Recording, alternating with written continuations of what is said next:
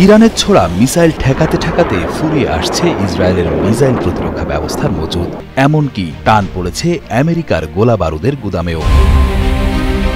যুক্তরাষ্ট্রের এক কর্মকর্তা ওয়াল স্ট্রিট জার্নালকে জানিয়েছেন, ইসরায়েলের অ্যারো মিসাইল প্রতিরক্ষা সিস্টেমে ব্যবহৃত ইন্টারসেপ্টর ফুরিয়ে আসছে। ফলে ইরানের প্রতিদিন ছোড়া ব্যালিস্টিক মিসাইল ঠেকানো ইসরায়েলের জন্য কঠিন হয়ে পড়ছে। যুক্তরাষ্ট্র বহু আগে থেকেই এই ঘাটতির কথা জানত এবং পরিস্থিতি সামাল দিতে তারা আকাশ, স্থল এবং সমুদ্রে নতুন প্রতিরক্ষা ব্যবস্থা মোতায়েন করেছে। তবে এখন আমেরিকাও নিজেদের ইন্টারসেপ্টর দ্রুত ফুরিয়ে ফেলছে, যা আরও উদ্বেগের বিষয়।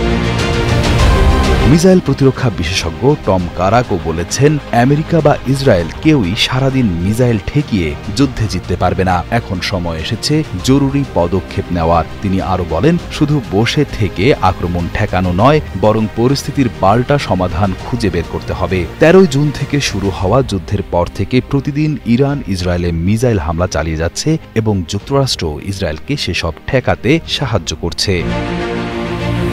এদিকে ইসরায়েল দাবি করেছে, তারা ইতোমধ্যে ইরানের 2000 ব্যালিস্টিক মিসাইলের মধ্যে 1/3 ধ্বংস করে দিয়েছে। কিন্তু সামরিক বিশ্লেষকরা বলছেন, ইরানের অর্ধেকেরও বেশি মিসাইল এখনও অক্ষত রয়েছে এবং অনেকগুলো হয়তো গোপন ভূগর্ভস্থ ঘাঁটিতে লুকানো আছে। ইরানের জন্য এখন চ্যালেঞ্জ, কারণ তাদের মিসাইল সংখ্যা সীমিত এবং একবার ব্যবহারের পর তা দ্রুত পূরণ করা সম্ভব নয়।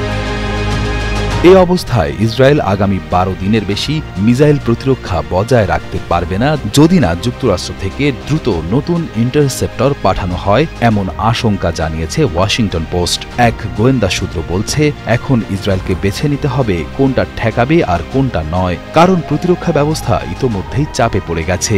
যদিও অনেক মিসাইল ইসরায়েল প্রতিহত করতে পেরেছে, তবুও অনেক মিসাইল লক্ষ্যভ্রষ্ট হয়নি। এতে এখন পর্যন্ত অন্তত 24 জন ইসরায়েলি নিহত হয়েছে এবং 600-র বেশি আহত হয়েছেন।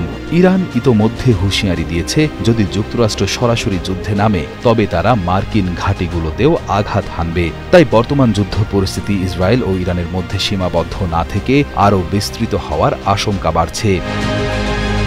ইরানের পারমাণবিক স্থাপনায়, বিশেষ করে বুশের পারমাণবিক বিদ্যুৎ কেন্দ্রে যে কোনো ধরনের হামলার বিষয়ে ইসরায়েলকে কঠোরভাবে সতর্ক করেছে রাশিয়া। রাশিয়ার পরমাণু সংস্থা রোসাটমের প্রধান অ্যালেক্সেই লিখাচেভ এই হুঁশিয়ারি উচ্চারণ করেছেন। লিখাচেভের মতে, বুশের পারমাণবিক কেন্দ্রে হামলা হলে তা মানব ইতিহাসের সবচেয়ে বড় বিপর্যয় ডেকে আনতে পারে, যা চেরনোবিল বা ফুকুশিমার মতো পরিচিত পারমাণবিক দুর্ঘটনাকেও ছাড়িয়ে যাবে। তিনি জোর দিয়ে বলেন, পারমাণবিক তেজস্ক্রিয়তা কোনো ভৌগোলিক সীমানা মানে না। ফলে এ ধরনের হামলার পরিণতি শুধু ইরান বা মধ্যপ্রাচ্যেই সীমাবদ্ধ থাকবে না, বরং তা বিশ্বব্যাপী ছড়িয়ে পড়তে পারে।